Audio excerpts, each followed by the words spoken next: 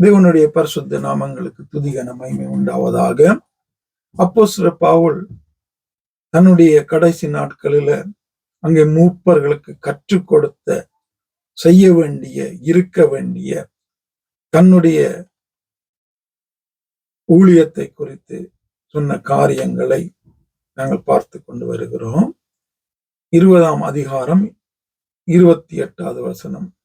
ஆகையால் உங்களை குறித்து தேவன் தம்முடைய சுய இரத்தத்தினாலே சம்பாதித்துக் கொண்ட தமது சபையை மேய்ப்பதற்கு பரிசுத்த ஆவி உங்களை கண்காணிகளாக வைத்த மந்தை முழுவதையும் குறித்து எச்சரிக்கையாயிருங்கள். இப்ப பவுலாகிய 27வது வசனத்துல உங்களுக்கு முன்பதாகவும் தேவனுக்கு முன்பதாகவும் சுத்தமாயிருக்கிறேன்.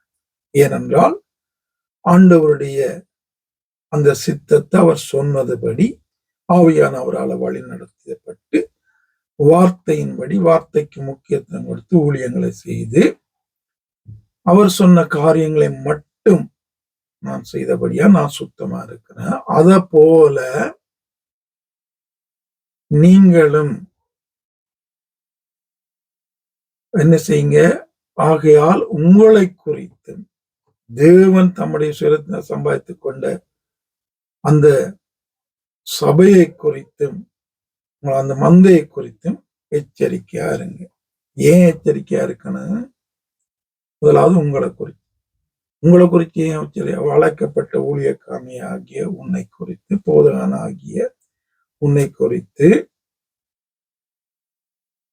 ஏன் எச்சரிக்கையா இருக்கணும்? அழைத்த அழைப்புல உண்மையாயிருக்கிறாயா? சத்தியத்தை தேவன் சொன்னதை மட்டும் பேசுகிறாயா? ஜனங்களுக்கு பிரயோஜனமானதை மட்டும் சொல்லுகிறாயா? கற்றுக் கொடுக்கிறாயா?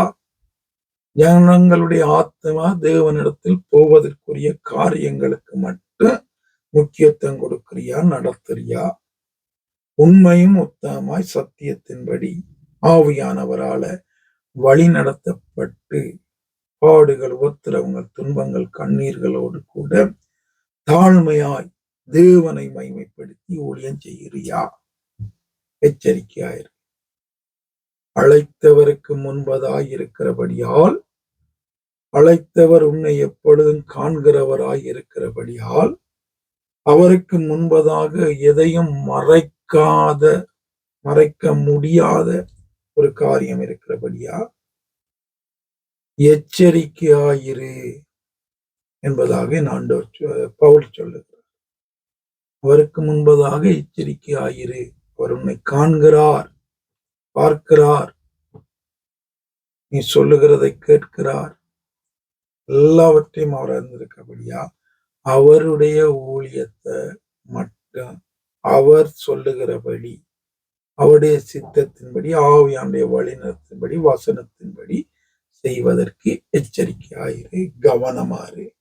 அதை விட்டுட்டு வேறொன்னையும் செய்திராத, அங்கால இங்கால போயிராத. அதுல நீ கவனமா இருந்து உனக்கு தந்த மந்தையும் சரியான முறையில நடத்துறியா? தேவனுக்கு நேராய் நடத்துகிறியா? அதுல கவனமாறு, மஞ்சியாதபடி. உன்னுடைய லாபத்துக்காக, உன்னுடைய பேருக்காக, உன்னுடைய புகழுக்காக, நீ வாழணும் என்பதற்காக, உன்னுடைய வயிற்றுக்காக, பணத்துக்காக, பொருளுக்காக, பேராசைக்காக வந்த மந்தைய பயன்படுத்துறியா? கவனமாயிரு, எச்சரிக்கையாயிரு. அதுல உனக்கு ஆண்டவர் தந்த மந்தையை நீ நடத்த வேண்டிய வழியில நடத்துறியா? எச்சரிக்கையாயிரு. அல்லது உனக்கு இஷ்டமானபடி நடத்துறியா? கவனமாயிரு. அவர் பார்க்கிறார். இதை பவுல் சொல்றார். என்னை பார்க்கிற, என்னை காண்கிற, எனக்கு ஊழியம் தந்த, என்னை அறிந்திருக்கிற அந்த தெய்வம் உங்களையும் பார்க்கிறபடியா உங்களோட ஊழியத்திலும் உங்களுக்கு தந்த மந்தையை நடத்துவதில் எச்சரிக்கையாயிரு என்பதாக சொல்லுகிறார். நீங்களும் புரிந்து அதன்படி வாழ ஆவியானவர் வழி நடத்துவாராக. ஆமென்.